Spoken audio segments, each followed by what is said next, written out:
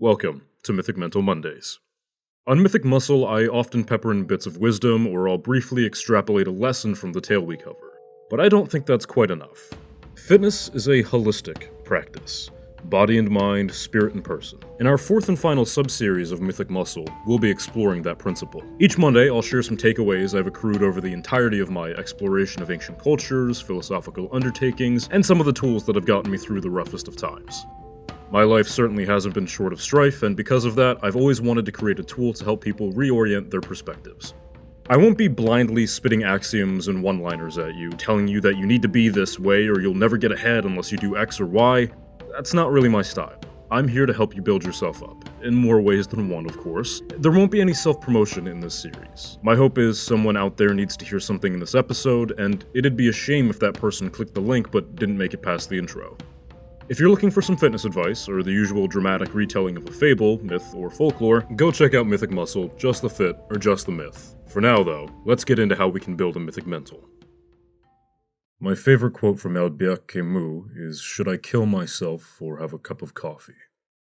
This quote explains absurdism to its core, and I know absurdism is an extremely heady concept. I'm here to step away from the esoteric a bit, and walk it back to the practical. If you're not a philosophy buff, don't sweat it, you won't be lost or overwhelmed. Trust me here. Later this week, we'll be covering Sisyphus on Mythic Muscle, and I couldn't think of a better pairing of episodes than a Mythic Mental Monday on Camus' Myth of Sisyphus, and the myth itself on Mythic Muscle. With that in mind, a quick disclaimer for the content ahead. We'll be touching on suicide. There's a lot of weight to this topic, and as someone who's seen firsthand the effects of this disease, I do not blame you for clicking off now. I won't go too in-depth on the matter out of respect and professional courtesy. But if you know someone struggling, or perhaps you're struggling yourself, maybe this episode can help. And if you get to the end of the episode and don't come away with anything, I hope you find something that helps. It's out there, I promise.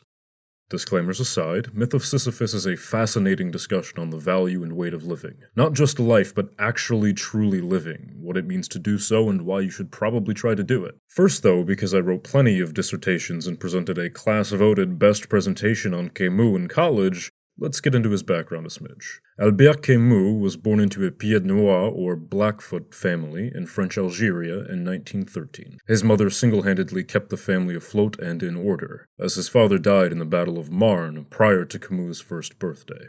Camus' early days would be turbulent and violent, despite his successes in nearly every endeavor he partook in. These successes are notable, as he wouldn't have any true help from anyone but himself. Not for lack of want, but for lack of capability. It is in the muck, the grime, the violence, and the oppression that Camus built the philosophy of absurdism, and a relatively successful career as a political writer. In his book Summer, he writes this of himself: "In the depth of winter, I finally learned that within me there lay an invincible summer." That quote alone has guided me through a plethora of low points, and I reflect on it often. I hope you find it as poignant as I do. Camus' outlook on the world was shaped by these early days, and it just goes to show that no matter where you start, you can most assuredly tunnel your way to greatness. His life was sadly relatively short, but in it he saw intense success. Camus won a Nobel Prize in Literature at the age of 44, making him the second youngest Nobel Prize winner. Camus' chief achievement is bringing the philosophy of absurdism to the playing field. One such philosophy that shapes a multitude of modern works. Absurdism is extremely broad, and to define it you'd really need to read all of his works. But as much as I recommend doing so, I understand that it's not everyone's cup of tea. So I'm going to give a little breakdown that I think should be pretty easy to follow while providing a solid foundation. In our titular essay, Camus writes, "The absurd is born of this confrontation between the human need and the unreasonable silence of the world. This must not be forgotten. This must be clung to because the whole consequence of a life can depend on it." Let's extrapolate a bit. Belief aside, I'm willing to bet at some point in your life you ran into the question of purpose. What am I doing here? Is this the right thing to be doing? Does this matter? I believe this is the human need. A desire to understand what is incomprehensible, to make sense of things that are unknown. In the way that young Greek children were told that thunder was merely Zeus venting his anger, we find the human need to understand the presence of the thunder and the unreasonable silence of the world, the unexplainable phenomenon of the heavens splitting open and sending painfully loud sound waves toward the earth. This is the absurd. The child benefits from knowing the cause of the thunder without truly understanding it, because the child fears it. They fear the intense noise and the bright lightning that follows. But if given a purpose for the thunder and the lightning, the child finds comfort. It is chaotic and purposeless. What purpose does the storm serve the child or the people? Thunder and lightning with no rain brings only fear, as it cannot feed the crop. And in this, Camus' absurdism is expressed in full. Absurdism posits that humans live in an unexplainable, purposeless universe, which is precisely why you mustn't concern yourself with the end, but you must make the journey nonetheless. Because within the journey does purpose reveal itself. And it often isn't clear or obvious, but suddenly you've changed lives or you've found a deep comfort that cannot be stolen from you. Your invincible summer. At no point does it make sense to give up or to give in to doubt. You simply do not have an explanation for the thunder and the lightning yet.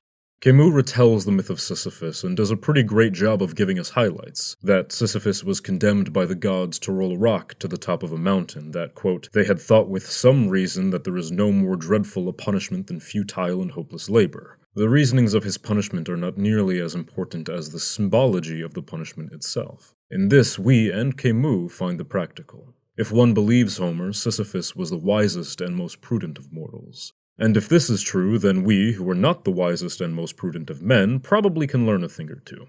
As the story goes, Sisyphus had been granted a moment to return to the surface to chastise his wife for killing him. There's a lot to unpack here, but it's not necessarily important to our cause currently, despite him telling her to do so.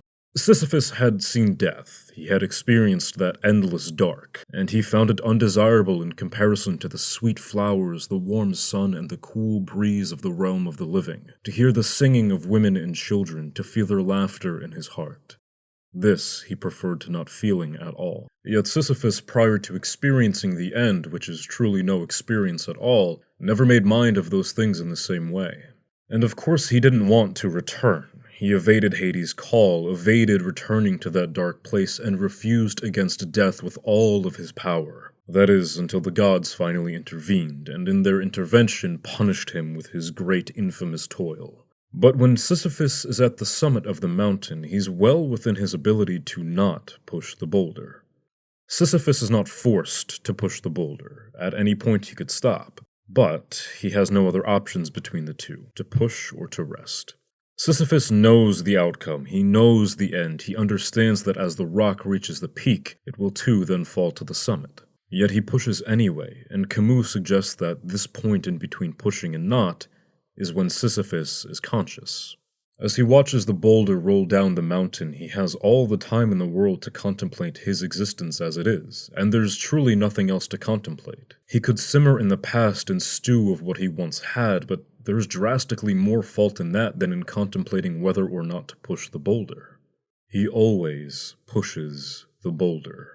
Camus says a few things that I'm going to rapid fire here. At each of these moments when he leaves the heights and gradually sinks toward the lairs of the gods, he is superior to his fate. He is stronger than the rock. If the descent is thus sometimes performed in sorrow, it can also take place in joy. When the call of happiness becomes too insistent, it happens that melancholy arises in man's heart. This is the rock's victory. All Sisyphus's silent joy is contained therein. His fate belongs to him. There is no sun without shadow, and it is essential to know the night. The absurd man says yes, and his efforts will henceforth be unceasing.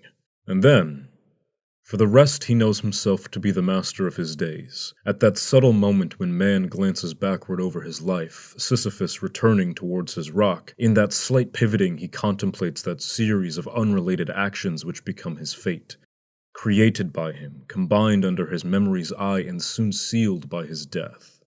Back to a much less eloquent host, Camus is grasping something here that I believe is incomparably important. We look in on Sisyphus and only feel pity, but why? He chooses to roll the rock, even though it appears it is all he can do. But it isn't.